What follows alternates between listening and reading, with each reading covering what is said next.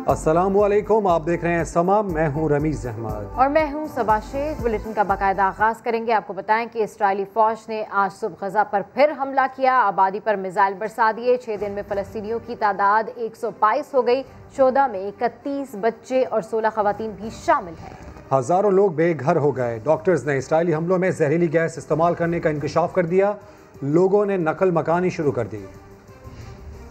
गजा में इस्राएली जारियत पर पाकिस्तान का सख्त रद्द-ए-अमल। सदर आरिफ अलवी ने फलस्तीनी हम मनसब महमूद अब्बास के नाम खत लिख दिया। वज़ीर आज़म इमरान खान ने भी टेलीफोन करके फलस्तीनियों के साथ इजहार यकजहती किया। आरिफ अलवी ने इस्राएली फौज की जानिब से मस्जिद अक्सा पर हमलों की शदीद मजम्मत की। खत में लिखा कि पाकिस्तान इसराइल के गैर कानूनी इक़दाम की मजम्मत करता है। वज़ीर आज़म इमरान खान ने भी महमूद अब्बास से टेलीफोनिक राब्ता किया। बोले, गजा में इस्राएली हमलों के नतीजे में बच्चों समेत शहरियों की शहादत पर गहरा दुख है। पाकिस्तान इंसानी हुकूक की खिलाफ वर्जी के खिलाफ हर फोरम पर आवाज़ बुलंद करेगा। फलस्तीनी सदर ने पाकिस्तान की जानिब से मुश्किल घड़ी में हिमायत को सराहा। वज़ीर आज़म के नुमाइंदा खुसूसी अल्लामा ताहिर अशरफी का आज पूरे मुल्क में यौम फ़लस्तीन मनाने का ऐलान। ट्विटर पैगाम में ताहिर अशरफी ने मस्जिद अक्सा में इबादत के दौरान इसराइली हमलों की शदीद मजम्मत की और कहा कि पाकिस्तानी क़यादत मुश्किल वक्त में फ़लस्तीनियों के साथ खड़ी है। तुर्क सदर तैयब उर्दवान की नाइजीरियन हम मनसब से टेलीफोनिक गुफ्तगू। फलस्तीन पर इसराइल के वहशियाना हमलों से मुतालिक आलमी रवैये पर तबादला ख्याल किया गया। तुर्क सदर ने कहा कि तवक्का है नाइजीरिया फलस्तीनियों से इजहार यकजहती करेगा। कोशिश कर रहे हैं कि आलमी बरादरी इसराइल को सबक सिखाए। इसराइल कानून, इंसाफ और ज़मीर से मावरा है। इसराइली दहशतगर्दी में मुतादिद बच्चे मौत की वादी में चले गए। उनमें वो बच्चा भी था जिसे अभी दुनिया में आना था। जो जिंदा बच गए वो जख्मी है। इस खूनरेजी के असरात उन बच्चों के मासूम जहनों पर कई बरसों तक निशानात छोड़ जाएंगे। और अब बात करते हैं कोरोना वायरस की। एक दिन में 48 अफराद इंतकाल कर गए। मजमूई अमवात की तादाद 19,000 से जायद हो गई। 2,517 नए केसेस भी रिपोर्ट हुए हैं। मुल्क में फाल केसेस की तादाद 73,398 हो गई है। ईद पर अवाम की दुआएं रंग ले आईं। कातिल वायरस के बायस हलाकतों में नुमायां कमी रिकॉर्ड। कई हफ्तों के बाद अमवात की तादाद 50 से कम रही। 24 घंटों के दौरान मुल्क भर में 48 कोरोना मरीज दम तोड़ गए। NCOC के मुताबिक खैबर पख्तूनख्वा में 26, पंजाब में 15 अमवात हुई। सिंध, बलोचिस्तान और इस्लामाबाद में 2-2 जबकि आज़ाद कश्मीर में एक मरीज की मौत वाक़ हुई। अब तक वायरस के बायस 19,384 पाकिस्तानी जान से हाथ धो चुके। गुज़श्ता रोज़ मुल्क में 30,700 अफराद के कोरोना टेस्ट किए गए। 2,517 की रिपोर्ट मुस्बत, शरह 8.19% रही। नए केसेस के बाद एक्टिव केसेस की तादाद 73,398 तक पहुँच गई। अब तक पाकिस्तान में मजमूई तौर पर 8,73,220 तस्दीक शुदा कोरोना केसेस सामने आ चुके हैं। 7,80,438 ने वायरस को शिकस्त दी। बीच ईद पर हुकूमत अपोजिशन लीडर को ईदी देना ना भूली। वफाकी काबीना ने शहबाज शरीफ का नाम ECL में डालने की मंजूरी दे दी। इस्लामाबाद से अब्बास शबीर की रिपोर्ट। हुदैबिया पेपर मिल्स केस दोबारा खुल रहा है। सदर नून लीग शहबाज शरीफ मुल्क से बाहर जाकर तो दिखाएं। तब्दीली सरकार ने अपोजिशन लीडर के बैरून मुल्क जाने के आगे बंद बांध दिया। नाम ECL में डालने की वफाकी काबीना से समरी सर्कुलेशन के जरिए मंजूरी। लाहौर हाई कोर्ट से जमानत और बैरून मुल्क जाने की इजाजत भी सरबराह नून लीग के लिए ढाल न बन सकी। नाम ECL में डालने के लिए वफाकी काबीना के कम अज कम 14 मेंबर्स की मंजूरी दरकार थी। अरकान से ईद के रोज ऑनलाइन मंजूरी ले ली गई। हुकूमत की जानिब से हुदैबिया पेपर मिल्स केस दोबारा खोलने के फैसले के बाद शहबाज शरीफ का नाम ECL में डालने की दरखास्त नैब ने की थी। काबीना की ज़ेली कमेटी ने एक रोज पहले ही नैब की दरखास्त मंजूर करने की सिफारिश की, जिस पर हंगामी बुनियादों पर कार्रवाई हुई और हुकूमत ने शहबाज शरीफ की बैरून मुल्क जाने की कोई भी मुमकिन कोशिश पेश की नाकाम बना दी। वफाकी वज़ीर इत्तलात फवाद चौधरी का कहना है कि ईद के रोज शहबाज शरीफ का नाम ECL में डालने की इत्तलात दुरुस्त नहीं। ट्विटर पैगाम में लिखा कि अभी तक नाम ECL में डालने का नोटिफिकेशन जारी नहीं हुआ। काबीना कमेटी ने सिफारिश की है, इस पर मामूल के तरीक़ाकार के मुताबिक अमल होगा। बहर अरब में समंदरी तूफान तोगेके का खदशा। महकमा मौसमियात ने अलर्ट जारी कर दिया। हवा के कम दबाव के बायस समंदरी तूफान कराची से 1440 किलोमीटर के फासले पर है। महकमा मौसमियात के मुताबिक आइंदा 24 से 36 घंटों में हवा का कम दबाव मजीद ताकतवर होकर समंदरी तूफान की शक्ल इख्तियार कर लेगा। कराची समेत सिंध की साहिली पट्टी और बलूचिस्तान के अक्सर इलाकों में दर्जा हरारत तेजी से बढ़ेगा। दर्जा हरारत 40 से 42 डिग्री तक जा सकता है। माहीगीरों को गहरे समंदर में जाने से गुरेज की हिदायत की गई है।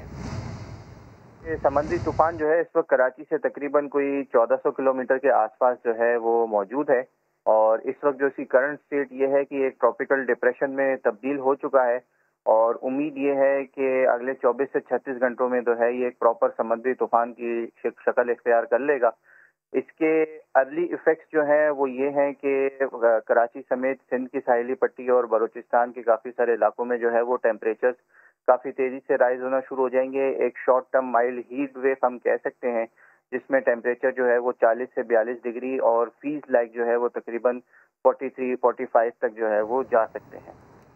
ईद के दूसरे रोज़ कोरोना लॉकडाउन के बायस जहां मुख्तलिफ शहरों में सन्नाटा छाया हुआ है तो कोयटा में ईद मेलों का सिलसिला जारी है। कराची की उनसे पर बात करेंगे। समा के नुमाइंदे खुर्शीद आलम हमारे साथ मौजूद होंगे जबकि इस्लामाबाद से हमारे साथ मौजूद होंगे समा के नुमाइंदे वहाब कामरान। बिल्कुल, तो सबसे पहले हम खुर्शीद आलम की जानिब बढ़ते हैं और हमारे दीगर नुमाइंदेगान भी हमें ज्वाइन कर लेंगे, उनसे भी सूरत हाल जानेंगे। जी खुर्शीद आलम, क्या सूरत हाल है? बिल्कुल, ईद का दूसरा दिन है और लॉकडाउन की वजह से पब्लिक ट्रांसपोर्ट बंद है, लिहाजा शहरियों की बड़ी तादाद घरों में मौजूद है। जो लोग अभी निकले भी हैं तो वो लोग हैं जिनकी अपनी सवारी है और छुट्टी की वजह से लोग इस तरह भी नहीं निकल पा रहे क्योंकि शहर के बेशतर जो तफरीही मकामात हैं वो 6 तारीख से ही बंद कर दिए गए थे। चिड़ियाघर, सफारी पार्क, सी व्यू, हॉक्स बे, पैराडाइज पॉइंट। तो ईद का दिन जो है शहरी अपने घरों में गुजार रहे हैं और सबसे बढ़कर ये कि अगर जाना भी है तो आज जुमा पढ़ कर लोग निकलेंगे दोपहर के बाद, तो किसी अजीज़ के घर जाएंगे, किसी रिश्तेदार के घर जाएंगे और इस तरह फिर शाम को या रात को उनकी वापसी होगी। दर्जा हरारत की अगर हम बात करते हैं तो इस वक्त दर्जा हरारत 36 दर्जे सेंटीग्रेड उबूर कर चुका है। हवा में नमी का तनासुब 49% है और 15 किलोमीटर फी घंटे की रफ्तार से हवाएँ चल रही हैं। महकमा मौसमियात ने खबरदार कर दिया है कि आइंदा 2 से 3 दिन शदीद गर्मी की लपेट में रहेंगे और कराची का दर्जा हरारत 40 से 42 दर्जे सेंटीग्रेड तक जा सकता है। और जैसा कि अभी समुद्री तूफ़ान का जिक्र हो रहा था तो वो बात क़ब्ल वक्त है, लेकिन इम्कान है कि शायद उसकी वजह से कोई हल्की बारिश जो है वो बढ़ जाए। लेकिन अभी कम अज़ कम कराची में ईद का दूसरा दिन भी बहुत शदीद गर्म है और इसी वजह से सड़कों पर ट्रैफिक तकरीबन ना होने के बराबर है। ट्रैफिक ना होने के बराबर है। इस्लामाबाद का रुख कर लेते हैं। वहाब कामरान हमारे साथ मौजूद हैं। वहाब, परदेसियों का इलाका कहा जाता है इस्लामाबाद को, यहाँ पर क्या सूरत हाल है ईद के दूसरे रोज़? रमीज़, ईद के दूसरे रोज़ भी इस्लामाबाद में वही सूरत हाल है जो कि हम ईद से पहले देख रहे थे, क्योंकि लॉकडाउन है, तमाम तफरीही मकामात बंद हैं, चाहे वो दामन को हो, फैसल मस्जिद हो, मॉन्यूमेंट हो, लेक व्यू पार्क हो या दीगर तफरीही मकामात हो इस्लामाबाद के सब बंद पड़े हैं और कोई रौनक नज़र नहीं आ रही जो कि आम तौर पर हम ईद के दिनों में देखते हैं। अलबत्ता ये ज़रूर है कि कुछ नौजवान ऐसे हैं जो अब भी इस उम्मीद के साथ इस्लामाबाद आते हैं कि शायद कोई तफरीही मकाम खुला होगा और उनको कुछ घूमने फिरने का मौका मिल सकेगा, लेकिन सिक्योरिटी बहुत सख्त है। पुलिस एहलकार यहाँ पर मौजूद हैं मुख्तलिफ मकामात पर और पुलिस मुख्तलिफ इलाकों में गश्त भी कर रही है। तो जो नौजवान नज़र आते हैं, हमने कुछ नौजवानों को ये भी देखा है कि वो चोर रास्तों के ज़रिए मुख्तलिफ मकामात की तरफ जाने की कोशिश कर रहे थे, लेकिन पुलिस चूँकि वहाँ पर मौजूद थी तो उन्होंने वापस उनको भेज दिया और नौजवान अपनी उस उम्मीदों को पूरा नहीं कर सके। तो सख्ती बहुत है, वीरानी ही वीरानी है इस्लामाबाद भर में। इस वक्त हम फैसल एवेन्यू पर मौजूद हैं, मेरे पीछे फैसल मस्जिद है, जुमे का रोज़ है और जुमे की नमाज की भी यहाँ पर अभी इजाज़त नहीं दी गई लोगों को कि वो आकर नमाज़ पढ़ सकें। मस्जिद भी बंद है और नौजवानों को और मकामी लोगों को तफरीही मकामात पर आने की हरगिज़ इजाज़त नहीं दी जा रही। मुकम्मल वीरानी है पूरे इस्लामाबाद में। ठीक है, बिल्कुल मुकम्मल सन्नाटा छाया हुआ है इस वक्त शहर इक़्तिदार में। कोयटा का रुख करते हैं और कोयटा में मौजूद है हमारे नुमाइंदे मोहम्मद आतिफ, उनसे जानते हैं कि वहाँ पर क्या सूरत हाल है। आतिफ, बताइए क्या मनाजिर देख रहे हैं आप वहाँ पर? जी बिल्कुल, कोरोना वायरस के बायस ज़िला इंतज़ामिया ने शहर में लॉकडाउन तो लगा रखा है, लेकिन ये सिर्फ बातों की हद तक जो है वो महदूद है। कोयटा शहर के मुख्तलिफ इलाकों में जो है वो ईद मेले जारी हैं। इस टाइम मैं कोयटा के इलाके तोगी रोड पर मौजूद हूँ, जहाँ पे ईद मेले का एहतमाम किया गया है। बड़ी तादाद में बच्चे जो है ये सुबह से यहाँ पे पहुँचे हुए हैं और मेले से महसूस हो रहे हैं, ऊँट सवारी कर रहे हैं, इसी तरह मुख्तलिफ इक़साम के झूले जो हैं वो झूल रहे हैं। गोलगप्पे, चिप्स और दीगर जो आइसक्रीम वगैरह, इसी तरह मशरूबात वगैरह पी के जो है वो लुत्फ़अंदोज़ हो रहे हैं। बड़ी तादाद में मनचले जो हैं वो भी निकले हुए हैं, मोटरसाइकिलों पर रेसें वगैरह लगा रहे हैं। पुलिस की अगर बात करें तो वो आती तो है, गश्त वगैरह करती है, लेकिन इसके बावजूद भी जो है वो मेलों का इनेकाद जारी है। थोड़ी देर के लिए जो मेलों में शरीक ऊँट वाले हैं या इसी तरह जो झुलाने वाले हैं और जो रेडी वाले हैं वो थोड़ी देर के लिए इधर उधर तो हो जाते हैं, लेकिन जैसी पुलिस जाती है वो लोग वापस जो है मेले में आ जाते हैं। कहने का मतलब ये है कि यहाँ पे इंतज़ामिया की रेट जो है वो बिल्कुल ना होने के बराबर है और कोरोना वायरस की जो SOPs हैं उस पर अमल दरामद जो है वो नज़र नहीं आ रहा। ठीक है, मुख्तलिफ शहरों की सूरत हाल भी मुख्तलिफ है। हमारे नुमाइंदगान हमें अपडेट कर रहे थे, मोहम्मद आतिफ, वहाब कामरान और खुर्शीद आलम, आपका शुक्रिया। मुआवने खुसूसी इत्तलात पंजाब डॉक्टर फिरदौस आशिकवान ने ईद पर समा के नुमाइंदे शहजाद अहमद से गपशप की है, आपको दिखाते हैं। ब्रॉयलर मुर्गियाँ देसी ग़िज़ा खाने वालों का क्या मुकाबला करेंगी, और ख़ास तौर पर रिंग में उतरने के लिए हौसले चाहिए होते हैं। तो जो पहले ही हौसले हारे हुए हों वो कैसे ईमान की ताकत वालों का मुकाबला कर सकते हैं। डॉक्टर साहब बताइएगा, ईद पर कितनी शॉपिंग की? ओए होए होए होए होए, ये दुखती राग पे आपने हाथ रख दिया। पूरे पाकिस्तान की ख़वातीन इस वक्त गुस्से में हैं और शदीद जो है उनको इस वक्त जो है वो तलमला रही हैं।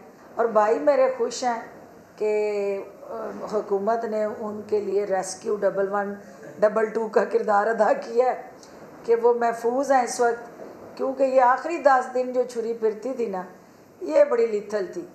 तो दुकानें बंद, लॉकडाउन, मॉल बंद, तो ना कोई टेलर कपड़े ले रहा है, ना कोई कपड़े मिल रहे हैं, तो लिहाजा आपको पिछलों पे गुजारा करना पड़ेगा। फरदौस साहबा, इतने सारे नए जुमले कहाँ से आते हैं? कहाँ से ले आती हूँ? बस ये परवरदिगार का करम है, क्योंकि बचपन से मैंने कभी लिख के ना कोई तकरीर की है और ना मैंने रट्टे लगा लगा के हिल के याद किया है। तो मेरी दोस्तें सारा दिन बुक खोल के मर जाती थी पढ़ के। तो मैं एक नज़र, और जो लेक्चर थिएटर में मेरी उस वक्त कंसंट्रेशन होती थी। मेकअप करती हैं या ये नेचुरल ब्यूटी है? मेकअप तो मीडिया की ज़रूरत है, और आपको पता है कि कोई भी ऐसा शख्स जिसने कैमरे को फेस करना है, वो मर्द हो या औरत, उसको मेकअप और पफिंग की ज़रूरत पड़ती है, और वो मीडिया की स्क्रीन की ज़रूरत है। उसके बगैर वो स्क्रीन हो ही नहीं, चल ही नहीं सकती। डॉक्टर साहबा, आप टीके लगाने की बजाय सियासत में आ गई हैं। टीके अब भी लगा रही हूँ, वहाँ पे ताकत के टीके लगा रही थी, यहाँ पे करप्शन के ख़िलाफ़ जहर के टीके लगा रही हूँ। इसी से काम दोनों जो है कि तो उस प्लेटफॉर्म पे भी वही था, यहाँ पे भी वही है। इमरान खान या नवाज शरीफ? इमरान खान। मतलब नवाज शरीफ पसंद नहीं? पसंद कोई ज़ाती उससे इख्तिलाफ या दुश्मनी नहीं, उसकी करतूत ठीक नहीं। आपा कोई गाना हो जाए? गाना मुझे कहाँ आता है, लेकिन ना मैं गाना सुन सकती हूँ, ना मेरे पास टाइम होता है। लेकिन कहीं पे कोई अच्छी चीज़ अगर चल रही हो तो मुझे ज़्यादातर कोई कुछ भी एक ही मेरे दिमाग के ऊपर हमेशा चलता रहता है कि ये दौलत भी ले लो, ये शोहरत भी ले लो, भला मुझसे ले लो मेरी जवानी, मगर मुझको लौटा दो वो बचपन, कागज़ की कश्ती और बारिश का पानी। और दूसरी जानिब सिंध हुकूमत के तर्जुमान मुर्तज़ा वहाब छोटी ईद कैसे गुजार रहे हैं, कराची समेत सिंध भर में लॉकडाउन कब तक रहेगा, इन तमाम सवालात का जवाब जानते हैं सभा के नुमाइंदे संजय साधवानी से, जो इस वक्त मुर्तज़ा वहाब की रिहाइशगाह पर मौजूद हैं। बताइएगा संजय। कोरोना की वजह से इस दफ़ा ईद तो मुख्तलिफ हो रही है, सियासी लोगों की ईद किस तरह हो रही है, तर्जुमान सिंध हुकूमत मुर्तज़ा वहाब इस दफ़ा ईद किस तरह मना रहे हैं, उनसे बात करते हैं। सर, माजी की ईदों से इस ईद में आपको क्या मुख्तलिफ नज़र आ रहा है? मुख्तलिफ ये नज़र आ रहा है कि आपने भी मास्क पहना हुआ है, मैंने भी मास्क पहना हुआ है, समाजी फ़ासला है, और जिस तरीके से रिवायती एतबार से लोगों से मुलाकात होती थी उस तरह की मुलाकातें अब नहीं हो पा रही, चूँकि आप सब समझते हैं कि सिचुएशन कितनी गंभीर है।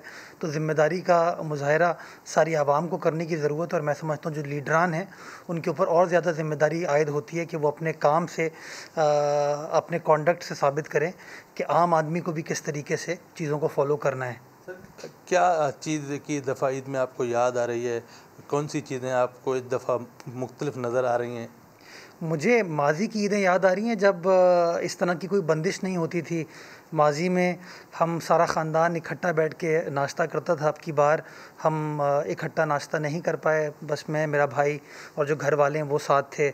तो ये एक तब्दीली है, लेकिन मैं समझता हूँ कि इंशाअल्लाह अगर हम सब एहतियात करें और जो वैक्सीनेशन का प्रोसेस है उसको यकीनी बनाएं, मैं भी वैक्सीनेट कराऊँ, आप भी वैक्सीनेट कराएं, तो बहुत जल्द हम अपने आप को इस कोरोना की वबा से तहफ़्फ़ुज़ फराहम करने की पोजीशन में आ पाएंगे। चांद इतनी देर से ऐलान हुआ तो आपके घर वालों का भी क्या उस पर कहना था? आपने भी क्या कहा? वाकई जो है वो ईद आज की तैयारी थी आप लोग?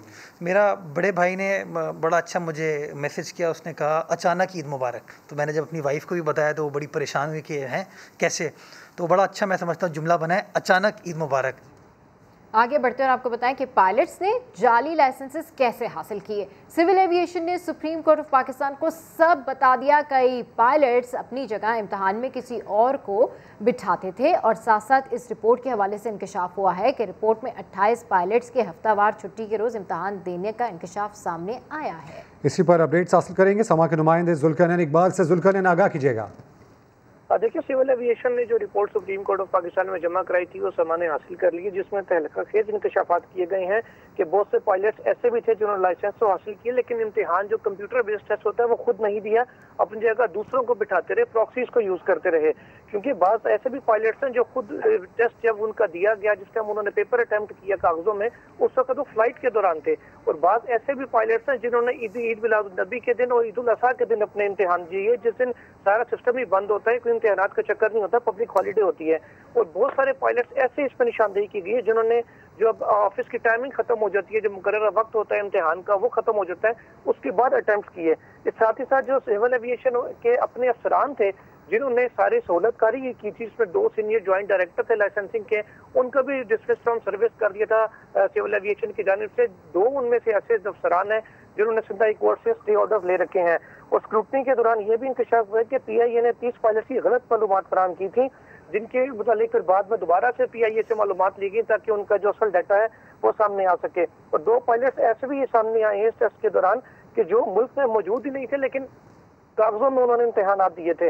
और जो फ्रॉड के मुर्तकिब बताया गया रिपोर्ट में कि 54 थे अफराद, उनमें से 32 का लाइसेंस सिविल एविएशन ने मुअत्तल कर दिए थे, जबकि बहुत सारे पायलट्स अभी भी ऐसे हैं जिन्होंने सिंध हाई कोर्ट से और लाहौर हाई कोर्ट में दीगर अदालतों से अपने खिलाफ कार्रवाई को रुकवाने के लिए हुक्म हासिल करते लिए हैं और उनके मामला सारे भी अदालतों में ज़ेर इल्तवा हैं। ये तमाम तफसीलात भी सुप्रीम कोर्ट ऑफ पाकिस्तान में जमा करवा दी गई हैं सिविल एविएशन अथॉरिटी की जानिब से। बिल्कुल, ये बहुत बड़ी बात है। और इस हवाले से जुल्करनैन इकबाल, जिम्मेदार अफसरान ने पायलट्स को इम्तिहानात में गैर कानूनी रसाई दी। अब रिपोर्ट जब सामने आ गई है तो इस पर क्या देख रहे हैं, किस तरीके से कार्रवाई की जाएगी, किस तरीके से एक्शन लिया जाएगा?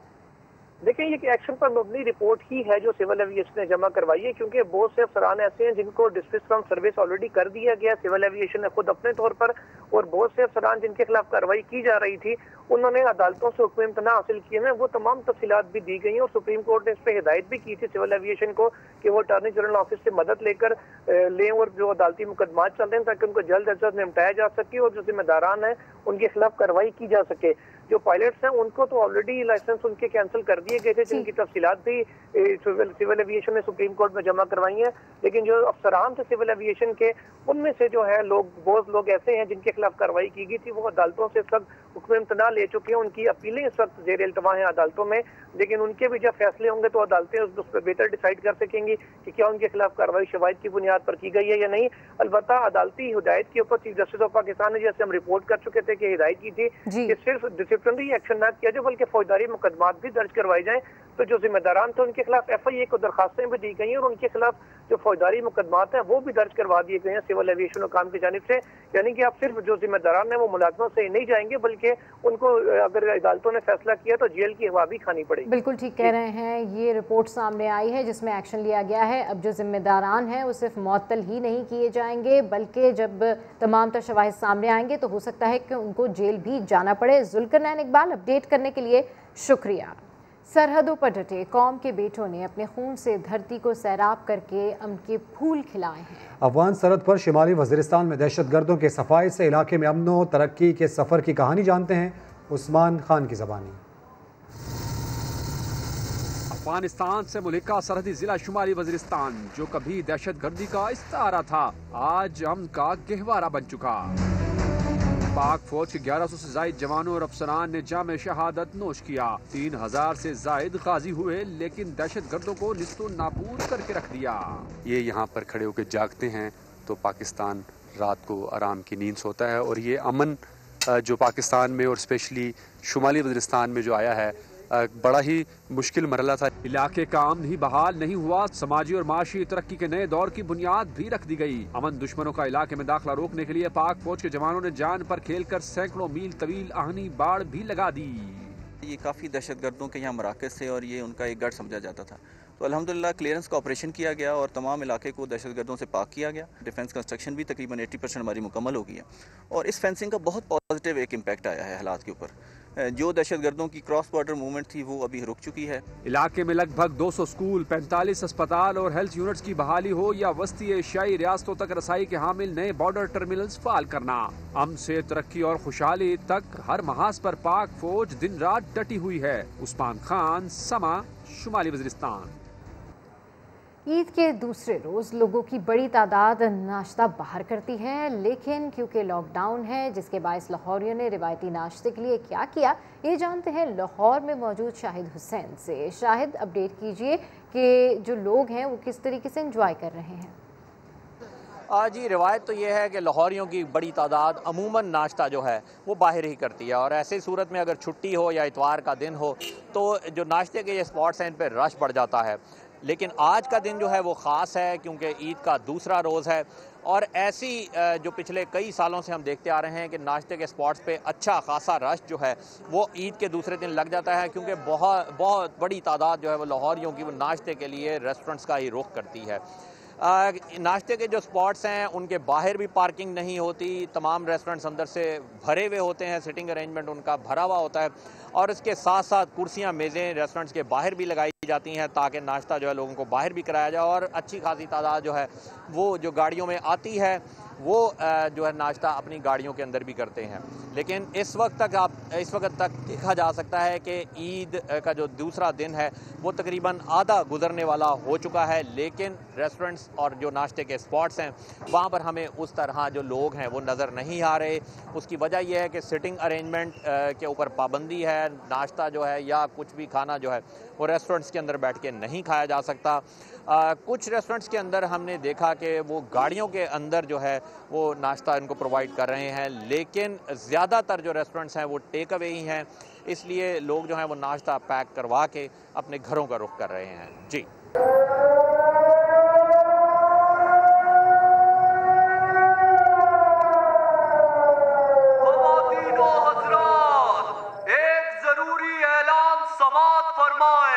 आपके शहर और उसके मज़ाफ़ात में हराम खोरों को बेनकाब करने का वक्त हुआ चाहता है। गौर से सुन ले कि समा टीम हराम खोरों के पीछे आ रही है। ऐलान खत्म हुआ। मीठी ईद है तो मिठाइयाँ भी खूब बिक रही हैं। देसी घी से तैयार करदा मिठाई महंगे दामों बिकती हैं, लेकिन अक्सर दुकानों पर सिर्फ नाम का देसी घी होता है, असल में तो एसेंस इस्तेमाल किया जाता है। लाहौर से मजीद रिपोर्ट करेंगे अरशद खान। वाह, मुझे तो इसमें ताज़ा ताज़ा देसी घी का हलवा लग रहा है। मुझे तो लगता है इसमें देसी घी का खाना है। डब्बे में तो कोई देसी घी की मिठाई लग रही है, बड़ी खुशबू आ रही है देसी घी की। बहुत ज़्यादा खुशबू आ रही है ना, चले खोलते हैं।